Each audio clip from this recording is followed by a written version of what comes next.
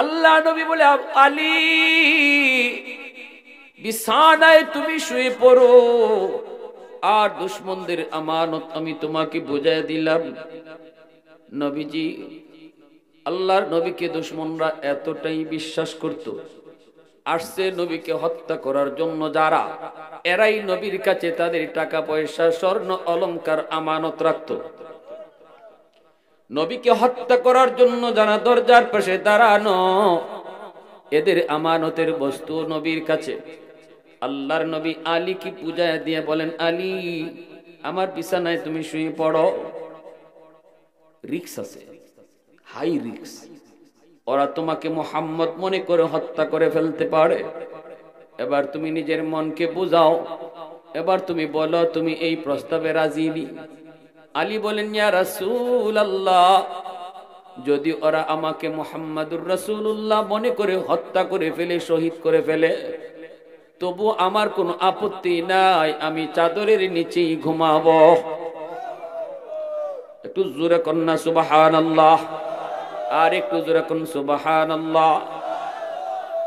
আল্লাহর নবীর আমানত হযরত আলীর কাছে বুঝাইয়া নবীজি বের হয়ে যাবেন। নবীজি বলতেছেন, আল্লাহ কেমনে বের হব? দুশমন তো ঘরের চতুর্দিকে ঘেরাও, কেমনে বের হই? বের হলেই তো ওরা দেখে ফেলবে। আল্লাহ বলে, বন্ধু, ও বন্ধু, হাতের মধ্যে এক মুষ্টি বালি নেও, দুশমনের দিকে সূরা ইয়াসিনের আয়াত পড়ে ফু দাও। নবীকে আল্লাহ ফু তো দিব, সামনের দিকে যদি ধুলা নিক্ষেপ করি, পিছনের দুশমন তো বেঁচে যায়, পিছনে মারলে সামনের দুশমন তো বেঁচে যায়। আল্লাহ বলে, বন্ধু, ধুলা নিক্ষেপ করা তোমার কাম, আর সবগুলি দুশমনের চোখ অন্ধ বানায় দেওয়া আমি আল্লাহর কাম। দ্বীনের নবী, মায়ার নবী, আমার আপনার নবী যেই মাত্র সূরা ইয়াসিনের আয়াত পড়ে তিনি ফু দিলেন, সাথে সাথে আল্লাহ সবগুলি দুশমনকে আল্লাহ অন্ধ বানায়া দিলেন। সবাই চোখ কসলাইতেছে, আর আমার আপনার নবী তাদের পাশ দিয়ে চলে গেলেন, পাশ দিয়ে নবী চলে গেলেন। ইবলিস ছিল এই জায়গায়, ইবলিসে কয়, মুহাম্মদ চলে গেল তো, তোরা তো দেখলি না, তোদের পাশ দিয়েই তো মুহাম্মদ চলে যাচ্ছে, কই কই যায়, কই যায়? সবগুলি দুশমন চোখ কসলায়, এই মুহূর্তে মায়ার নবী তাদের পাশ দিয়েই চলে গেলেন। ওগো মালিক, তোমার হাবিব আমানত বুঝায় গেল আলীর হাতে, কিন্তু তুমি তোমার আমানত কই পাঠাইতেছো? আল্লাহ যেন কয়, আমি আমার আমানত আবু বকরের কাছে পাঠাইতেছি। দ্বীনের নবী, মায়ার নবী, রহমতের নবী সিদ্দিক আকবরের দরজার সামনে এসে দাঁড়ালেন। নবীজি দাঁড়ায় আস্তে করে নক করলেন, আবু বকর। সাথে সাথে সিদ্দিক দরজা খুলে দিলেন। আল্লাহর নবীকে, আবু বকর, এত আস্তে করে ডাক দিলাম, এত আস্তে করে ডাক দিলাম, পিছনে দুশমন আমার পিছনে ধাওয়া করে। আবু জাহেল ঘোষণা দিছে, মুহাম্মদকে যে ধরতে পারবা 100 উট পুরস্কার। সবগুলি দুশমন পিছনে পিছনে ঘুরে, আমি নবী আস্তে করে একটা টোকা দিলাম। আস্তে করে আবু বকর বললাম, কেমনে তুমি দরজা খুলেছো? তুমি কি ঘুমাও নাই? এত গভীর রাত, তাম দুনিয়া ঘুমায় আছে, মানুষজন ঘুমে, পাকপাখালি ঘুমে, আবু বকর কেমন করে দরজা খুলেছো? সাথে সাথে সিদ্দিক চোখের পানি ঝরায় কয়, নবী গো, 40 দিন আগে বলেছিলেন আবু বকর, যে কোনো এক রাতে তোমাকে নিয়ে আমি নবী হিজরত করব, সতর্কতাই ক মনে পড়েনি গো নবী? আজ থেকে 40 দিন আগে। আল্লাহ রসুল কয়, হ। সিদ্দিক বলে, সেই দিন থেকে কোন রাত আমি বিছানায় পিঠ লাগাই না। দরজার পাশে দাঁড়ায় দাঁড়ায় অপেক্ষা করি, কখন জানি আমার নবী, মায়ার নবী দরজার পাশে এসে ডাক দেয়। সেই ডাকের অপেক্ষায় আমি দাঁড়ায় দাঁড়ায় সারা রাত কাটায় দেই। হযরত ওমর বলতেছে, কান্দে আর কই ওমর, ওমর কান্দে আর কই আবু বকর, ওই একটা রাতের নেকি, ওই একটা রাতের নেকি শুধু আমি ওমরকে দিবানি, আমি ওমর জীবনের সব নেকি তোমারে দিয়া দিমু। আমার মায়ার নবীকে নিয়ে রওনা দিয়েছো, নবীকে নিয়ে তুমি গারে সুরে আত্মগোপন করবা। ওই তো সেই পাহাড়, এত উঁচু পাহাড়, পাহাড়ের উঁচুতে সেই গার, সেই গুহা হলো পাহাড়ের উঁচুতে। আমার নবীকে নিয়ে তুমি পাহাড়ের নিচে অবস্থান করেছো। নবীকে বলেছো, নবী গো, পাহাড় বেয়ে বেয়ে সেই গুহায় পৌঁছতে আপনার বড় কষ্ট হবে, আপনি আমার পিঠে উঠেন।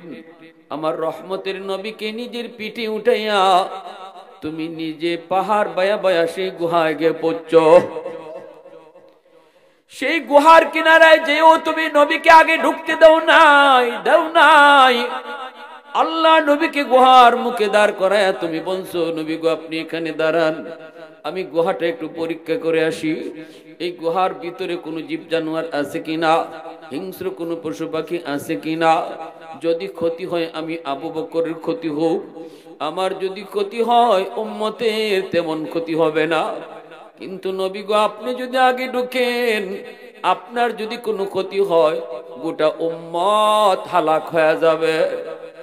আমার নবীরে তুমি গুহার মুখে দাঁড় করায় নিজে যে আগে ঢুকছো, নিজে যে আগে ঢুকছো, সবগুলি গর্তের মুখ নিজের পাগড়ি সিরা সিরা সবগুলি গর্তের মুখ তুমি বন্ধ করেছো। একটা গর্তের মুখ বন্ধ করার মতো কাপড় ছিল না, নিজের পা দিয়ে সেই গর্তটা আটকায় রাখছো। এরপরে আমার নবীরে ডাক দিছো, ইয়া রাসূলুল্লাহ আপনি ভিতরে আসেন। নবীর ভিতরে তুমি ঢুকাইছো। এরপরে আল্লাহর নবীরে তুমি বলছো, নবী গো বিশ্রাম নেন, কষ্ট হয়েছে একটু আরাম করেন। আমার নবীকে নিজের উরাতে ঘুম পাড়ায় দিছো, অথচ ঘুমের প্রয়োজনটা তোমার বেশি ছিল। এ ভাই আবু বকর, জীবনের নেকি লাগবে না, তোমার জীবনের নেকি লাগবে না, শুধু ওই এক রাতের নেকি আমি উমরকে দিবানি। আমি ওমর জীবনের সব নেকি তোমারে দিয়া দিমু। আমার মায়ের নবীর নিজের উরাতে তুমি ঘুম পাড়াইছো, নবীজি তোমার উরাতে ঘুমায় রইছেন। এই অবস্থায় রহমতের নবী সরওয়ারে দু জাহান রাহমাতুল লিল আলামিন দুনু জাহানের বাদশাহ তোমার উরাতে ঘুমাইতেছে। নয়ন জুড়ে জুড়ে নবীর চেহারা দেখতেছো, নয়ন জুড়ে জুড়ে তুমি দেখতেছো। ওই অবস্থায় তোমার যেই পাটা দিয়ে গর্তের মুখ আটকাইছো, এই গর্তের ভিতরেই ছিল বিষাক্ত সাপ। এই সাপে তোমার কামড় দিল, বিষের যন্ত্রণা, বিষাক্ত সাপের বিষ। এই যন্ত্রণা যে কামড় খাইছে সে বুঝে এত বিষাক্ত সাপের যন্ত্রণা হজম করেছো দাঁতে দাঁতে কামড় দিয়া, তবুও বডি নড়াচড়া করো নাই। কামড় দিয়া কিরমিরি খায়া তুমি হজম করেছো, তবু বডি নড়াচড়া করো না, কারণ রহমতের নবী দু জাহানের বাদশাহ তোমার উরাতে ঘুমাইতেছে। যদি বডি নড়াচড়া করো আমার নবীর ঘুম ভেঙে যেতে পারে, এজন্য তুমি নড়াচড়া করো না। সাহাবায়ে কেরাম রাদিয়াল্লাহু তাআলা আনহুমের অন্তরে নবীজির প্রতি কি পরিমাণ ভালোবাসা ছিল। নিজের জীবন যায় যাক, তবু নবীর একটু আরামে কষ্ট হোক সেটা সাহাবীরা বরদাস্ত করতেন না। তাবুক যুদ্ধ থেকে ফিরতেছেন আল্লাহর নবী হযরত আলী রাদিয়াল্লাহু তাআলা আনহুর সাথে। নবীজি বলতেছেন, আলী আমি একটু টায়ার্ড, একটু বিশ্রাম নিব, তোমার উরাতে একটু ঘুমাই। আলী বলেন, ইয়া রাসূলুল্লাহ ঘুমান। নবীজি হযরত আলীর উরাতে মাথা রেখে একটু বিশ্রাম নিছেন, চোখ লেগে গেছে। অথচ আলীর আসরের নামাজটা পড়া হয় নাই। আলী ভাবতেছেন, আল্লাহ নবী উঠলে পরে আমি নামাজটা পড়লাম না, এখন তো দেখা যায় নবীজির চোখ লেগে গেছে, এখন কি করি। হযরত আলী পেরেশান, হায়রে এখন কি নবীরে ডাক দিমু নাকি সূর্য ডুবে যাবে, আমার নামাজ কাজা হয়ে যাবে। আলীর মন বলতেছে, সাবধান আলী, সূর্য ডুবে যায় ডুবে যাক, নামাজ কাজা হয়ে যায় হয়ে যাক, তবু রহমতের নবীর ঘুম ভাঙাবি না। সূর্য ডুবে গেল, নবীজির ঘুম ভাঙছে। আল্লাহ নবী দেখেন আলীর চেহারাটা বিবর্ণ। নবী জিজ্ঞেস করেন, আলী সমস্যা? বলে, ইয়া রাসূলুল্লাহ আসরের নামাজ পড়তে পারিনি। আমার ভাইয়েরা বন্ধুরা যুবক, আল্লাহর নবী বলেন, আলী রে আমার কেন তুই ডাক দিলি না? আলী কই নবী গো আমার মন কি জিজ্ঞেস করেছি, মন কয় না রে আলী, সূর্য ডুবে যায় ডুবে যাও, যেই নবীর উসিলায় তুই নামাজ পাইলি ওই নবীর ঘুম ভাঙ্গায়া নামাজের দরকার নাই। ওগো নবীজি, না না, আপনার ঘুম ভাঙ্গালে কষ্ট হবে, এজন্য আমার মন রাজি হয় নাই। সূর্য ডুবে গেছে ডুবে গেছে, সূর্য ডুবে গেছে, কাজা হয়ে গেছে। আল্লাহর নবী, রহমতের নবী, মায়ার নবী আলীর চেহারার দিকে তাকায় দেখেন বড় পেরেশান। হবেই তো। নবী বলছেন মাল ইমান ইয়া রাসূলুল্লাহ, ইযা সাররাতকা হাসানাতুকা ওয়া ইযা সাআতকা সাইয়্যাতুকা ফাআনতা মুমিন। আল্লাহর নবী বলেন উম্মতের দল, ইমান আছে কি নাই তুমি কেমনে বুঝবা? যদি কোনো গুনাহ হয়ে যায় তাহলে তোমার অন্তরে পেরেশানি লাগবে, বুঝবা তোমার অন্তরে ইমান আছে। আর যদি গুনাহ হওয়ার পরেও তোমার অন্তরে পেরেশানি না লাগে, বুঝবা ইমান নাই। কাজা হয়ে গেছে নামাজ, ফজরের নামাজ পড়তে পারো নাই, ঘুমের সাগরে বিভোর, জাগতে পারো নাই, অসুবিধা নাই, হইতে পারে এমন। কিন্তু ঘুম ভাঙ্গার পর যদি তোমার অন্তরে পেরেশানি লাগে তাহলে নবী কয় বুঝবা ইমান আছে। আর যদি তোমার অন্তরে কোনো পেরেশানি না লাগে, আগের মতোই তুমি যেই সেই বিন্দু পরিমাণ গুনাহ হইল তোমার অন্তরে পেরেশানি না লাগে, রাসূল কয় ইমানের স্কেল বলে তোমার ইমান নাই, স্কেল বলে ইমান নাই। আলী রাদিয়াল্লাহু তাআলা আনহুর পেরেশানি লাগলো, লাগবেই তো লাগবেই তো, ইনি তো নামাজের পাগল। আলী তো কেমন নামাজের পাগল, আলীর পায়ের মধ্যে তীর বিদ্ধ হয়েছে, এই তীর তো খোলা যায় না। আল্লাহ বলতেছে বন্ধু আলীর তীর এমনে খুলতে পারবা না, আলী রে কও নামাজে দাঁড়াইতো, নামাজে দাঁড়াইলে পরে আলী দিন দুনিয়ার খবর থাকে না। তীর যদি খুলতে হয় আলীকে বলো নামাজে দাঁড়াইতো, আলী নামাজে দাঁড়ান, টান্না গুস্ত সিরা তীর বের করে ফেলা হয়, অথচ আলীর খবর নাই।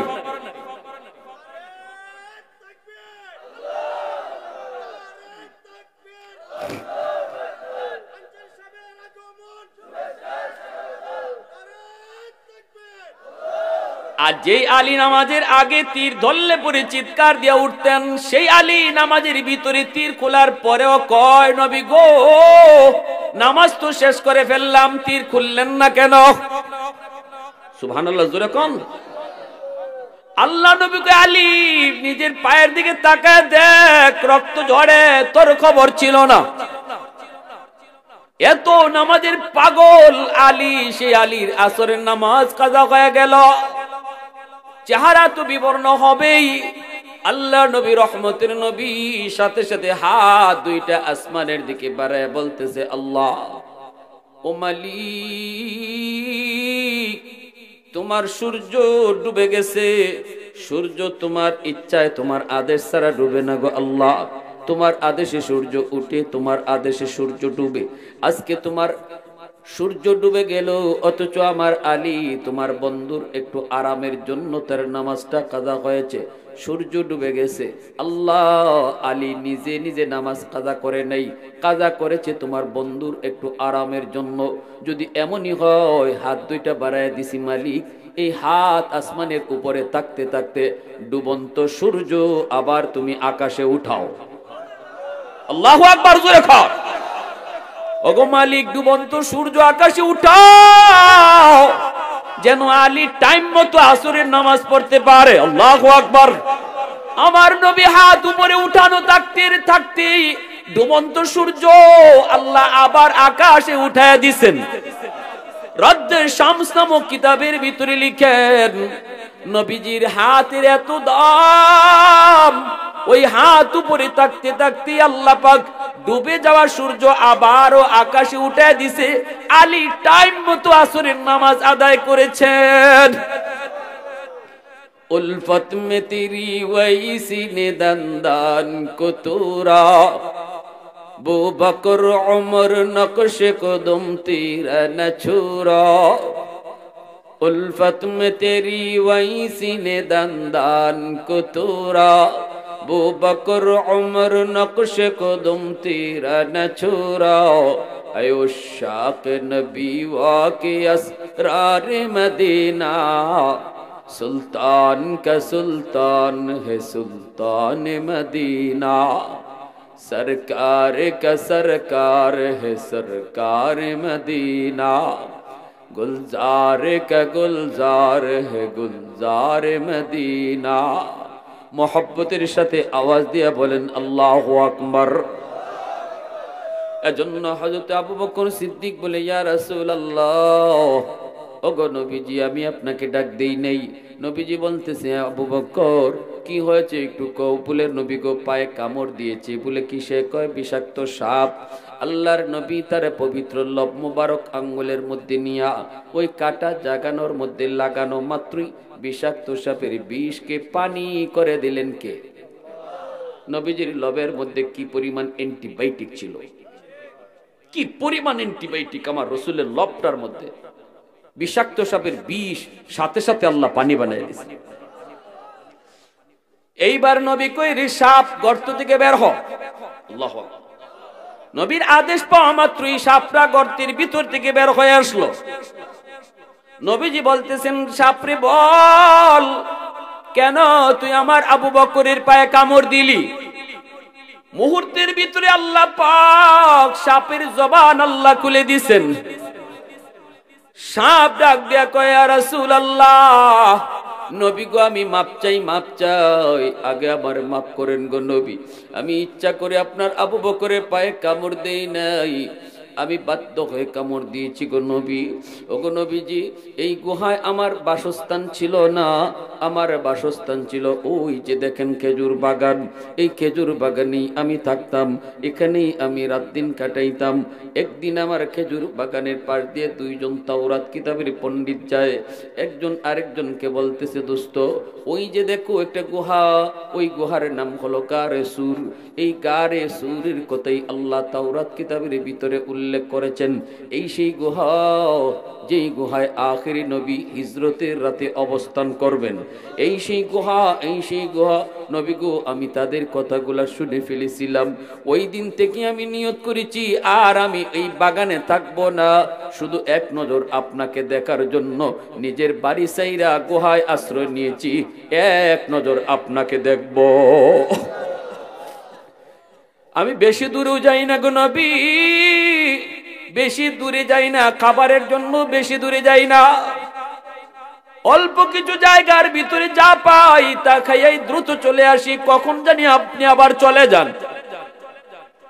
আজ আমার দীর্ঘদিনের সেই মনের আশা, আজ আমার দীর্ঘদিনের সেই মনের আশা পূরণ হতে চলছে, কিন্তু পারি না। আপনার আবু বকরের পা, আপনার আবু বকরের পায়ের কারণে বের হতে পারি না, পারি না। আর কোনো মুখও নাই, বের হওয়ার কোনো রাস্তাও নাই। বাধ্য হয়ে আপনার বন্ধুর পায়ে কামড় দিয়েছি, পাটা সরাইছে, আমি বের হইয়া নয়ন জোরে আপনারে দেখছি। আল্লাহ নবী, রহমতের নবী, মায়ের নবী, দয়ার নবীর সামনে সাপ এইভাবেই বিবরণ দেয়। ভাইয়েরা বন্ধুরা, এজন্যই হযরত ওমর কই, ভাই আবু বকর, আমি ওমরের সব জীবনের সব নেকি তোমাকে দিলাম, বিনিময়ে তুমি আমাকে শুধু ওই রাতের নেকিটা তুমি দিবানি। ওই একটা রাতের নেকি যদি দাও, আমি ওমর জীবনের নেকি দিয়ে দিব। এই কথা বলেন আর ওমর কান্দেন আর কান্দেন, কান্দেন আর কান্দেন। সিদ্দিক বলতেছে, ভাই ওমর, আমি নিজেও তো জানি না এই রাতে আমার কি পরিমাণ নেকি হয়েছে। চলো আমরা নবীজির কাছে যাই, আল্লাহর নবীর কাছে যাই, একটু জানি ওই হিজরতের রাত আমি আবু বকরের কি পরিমাণ নেকি হয়েছে। আগে জানি, তারপরে বদলা বদলি করি। দুজন চলে আসলেন আল্লাহর নবীর কাছে। আল্লাহর নবীর কাছে সেই নবীজিকে সালাম জানালেন। নবীজি বলতেছেন, কি ব্যাপার? দুজন একসাথে, দুজন হলো মায়ার নবীর শ্বশুর। নবীজি দুজন মায়ার নবীর কি? আবু বকর নবীজির শ্বশুর, উমর নবীর শ্বশুর, উসমান হলেন নবীর জামাই, আলীও নবীর জামাই। জানেন তো? হ্যাঁ, আবু বকর সিদ্দিক নবীজির শ্বশুর, আল্লাহ নবীর পবিত্র বিবি আম্মা জান আয়েশা সিদ্দিকা রাদিয়াল্লাহু তাআলা আনহা, আকবরের মেয়ে, সিদ্দিক আকবরের খুব মহব্বতের, খুব মায়ার নবীজির পবিত্র বিবিগণের ভিতরে একমাত্র আম্মা জান আয়েশা তিনি ছিলেন অবিবাহিতা। আর যতজন বিবি সবাই ছিলেন বিবাহিতা।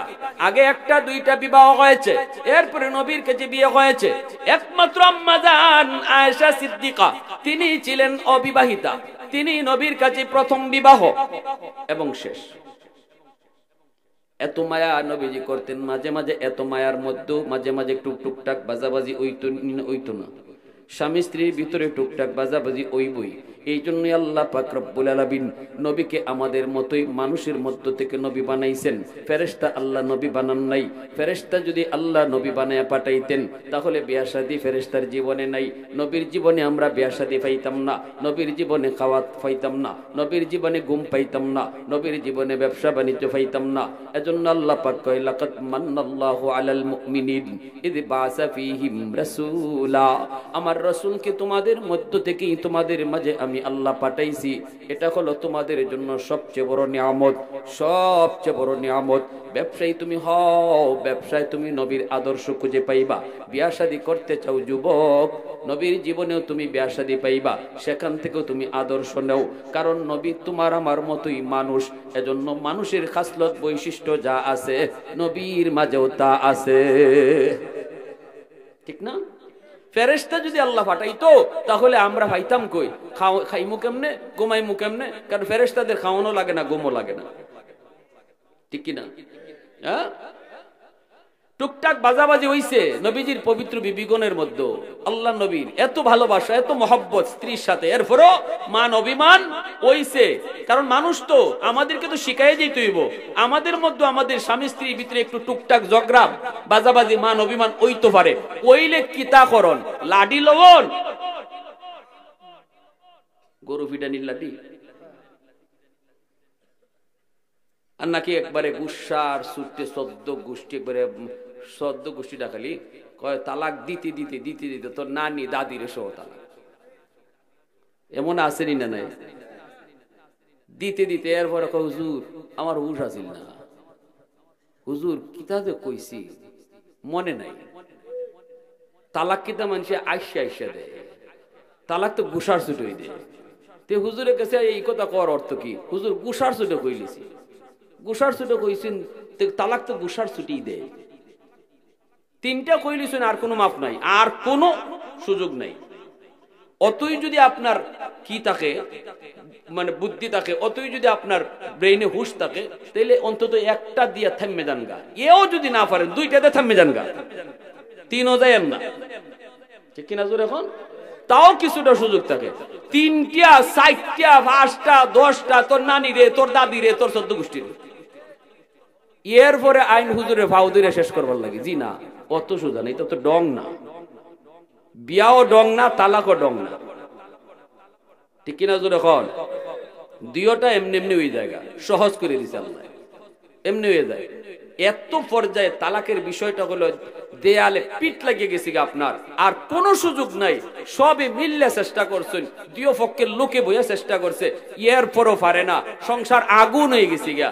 এই অবস্থার মধ্যে আর কোন সুযোগ নাই। শরীয়তে তখন একটা পথ রাখছে তালাকে। আল্লাহ এরপরও কয়, রসুল জানায় দিছে, কয়ে দো রসুল, বন্ধু কও তালাকটা আমি আল্লাহ হালাল করছি ঠিক, কিন্তু এই তালাক শব্দটা, তালাক হালালের ভিতরে সবচেয়ে নিকৃষ্টতম হালাল জিনিস। আল্লাহর আরশটা পর্যন্ত কাঁপে ওঠে যখন কেউ তালাক শব্দটা মুখ দিয়ে বের করে। এটা আল্লাহ বৈধ করছে, কিন্তু আল্লাহর কাছে খুব না পছন্দের। আল্লাহ বলে আমার কাছে খুব না পছন্দের। কেন আল্লাহ পছন্দ করে না? এটার আল্লাহ হালাল করলো কেন? কয় একমাত্র কারণ, যখন আর কোনো উপায় নাই তখন তো একটা বিধি ব্যবস্থা রাখতে হইব। কিন্তু আমরা রইছি কিতা, তরকারিত কার লাগি লবণ বেশি হইলো, নে তোরে তালাক। ভাত কার লাগি দেরি হইলো, তুই কার লাগি আমারে না জিগায় বেরিলে, আমারে না জিগায় কেন এখানে গেলে, টুকটাক সন্দেহ মনের ভিতরে আসছে, মাইরে বইছি। এরপরে কান্দাকাটি, বাচ্চার চিন্তা লইয়া, এই লইয়া সেই লইয়া। আল্লাহ রাসূল সাল্লাল্লাহু আলাইহি ওয়াসাল্লাম আর আম্মা জান আয়েশার মধ্যে একটু দ্বন্দ্ব লাগছে। নবীজি বলতেছেন, আয়েশা তুমি ঠিক না আমি ঠিক, এবার আসো একটু কও। কৌশন আমি কি অযৌক্তিক কইলাম? আম্মাজান কইতেছে জি না আমি ঠিক, আপনি আপনার কথা হইছে না। রসুল কয় না আমারটা হইছে তোমারটা হইছে না। এখন দুইজনেই, একজনকে আমি ঠিক আর একজনকে আমি ঠিক। আল্লাহ রসুল কয় এক কাম করো, বিচারক ডাকি, দেখি কেডা ঠিক। আম্মাজান বলতেছে ঠিক আছে আপনি ডাকুন। তা আল্লাহ রসুল বলতেছে কারে ডাকতাম? আপনার যারে মনসা তারে ডাকুন। আল্লাহ রসুল কয় তোমার আব্বারে ডাকি। বিচারক কারে? তিনি কে? আবু বকর সিদ্দিক রাদিয়াল্লাহু তাআলা আনহু। রাসূল কয় তোমার আব্বারই ডাকি। তখন আম্মাজান খুশি, কয় ঠিক আছে আব্বারে ডাকুন। কারণ এটা তো খুশির কথা, হই বাপে তাই মেয়ের পক্ষে লইবই, এটা তো মেয়ের স্বাভাবিক ধারণা, এটা আমার আব্বা তো আমার পক্ষেই লইব, ঠিক কিনা? কিন্তু খুশি হওয়ার কথা। আল্লাহ রসুল সিদ্দিক আকবরকে খবর দিয়েছেন, আবু বকর সিদ্দিক আইছেন। নবীজি বলতেছেন আবু বকর একটা বিচার, আমরা দুইজনের মাঝে একটা সমস্যা হয়েছে, রায় দিবা তুমি। সিদ্দিক আকবর তো এমনিতেই মাথা গরম হয়ে গেছি, কয় কি তা আমার জি রসুলের সাথে লাগাই দিছে, আর কয় আবার বিচার আমি করতাম। কিন্তু চুপচাপ, রসুল তো এখানে সামনে, কোনো কথা নাই, চুপ দাঁড়ায় রয়েছেন। আল্লাহ রসুল আবু বকর সঠিক বিচার করবাই, চুপ এখানে দাঁড়াই থাকবা, কারো মুখ চিহ্নে কথা কইবাই না, কারো মুখ চিহ্নে রায় দিবেন না। বিচারকের এক নম্বর দায়িত্ব হইল অপরাধীর পরিচয় শুধু অপরাধী হিসাবে চিনবে, কোন বিচারক অপরাধীর মুখ চিহ্নে কথা কইব না, ঠিক কিনা? এ কোন গোষ্ঠীর লোক, এ কার ভাই, এ কার ফুলা, এ কোন নেতা, এ কোন ফেতা, এগুলা কোন বিচারকে এগুলা ধরব না, এগুলা খেয়াল রাখতে পারবে না। এগুলা মাথায় রাখলে বিচারক হতেই পারে না। কিয়ামতের ময়দানে আল্লাহর আদালতে কেঞ্চি দিয়া, জাহান্নামের কেঞ্চি দিয়ে আল্লাহ জিহ্বা কাটবো। সাধারণ মানুষের বিচার হবে একবার, বিচারকদের বিচার হবে দুইবার। সমাজে যারা বিচার আচার করছো, আসো আমি আল্লাহর সামনে দাঁড়াও, একটা অতিরিক্ত মেধা দিছিলাম আমি আল্লাহ তোমাকে, বিচার করার যোগ্যতা সবার ছিল না, আমি আল্লাহ তোমাকে এই নিয়ামতটা দিছিলাম, কোন পথে কাটাইছো এই নিয়ামত, কোন পথে ব্যয় করছো, হিসাব দাও, কেমনে রায়টা দিছিল একটু বুঝাই যাও আমি আল্লাহরে। দুনিয়ার মানুষে বুঝ দিয়ে লাইতে পারবা, কারণ মেম্বার তোমার পক্ষে, চেয়ারম্যান তোমার পক্ষে, এমপিও তোমার পকেটে, তুমি যা কইবা তা, কিন্তু আল্লাহর আদালতে বিচার আরেকবার করতে হইব, ঠিক কিনা? আর যদি সঠিক বিচার করেন, অপরাধীর পরিচয় একটাই, সে অপরাধী, চোরের পরিচয় সে চোর, ডাকাতের পরিচয় সে ডাকাত, এটাই তার পরিচয়, আর কোনো পরিচয় তার নাই। এই মাইন্ড নিয়ে যদি বিচার করো, কিয়ামতের ময়দানে আল্লাহর নবী বলেছেন তোমাকে আল্লাহ আরশের ছায়ার নিচে মেহমান বানায় রাখবে। সাবাতু ইউজিল্লুহুমুল্লাহু ফি জিল্লিহি ইয়াওমা লা জিল্লা ইল্লা জিল্লুহু, ইমামুন আদিল।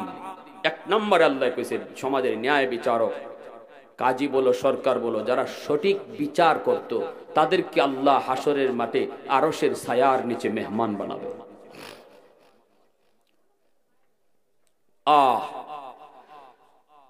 সিলেটের একজন উপজেলা চেয়ারম্যান ছিলেন, আলেম, বালাগঞ্জের।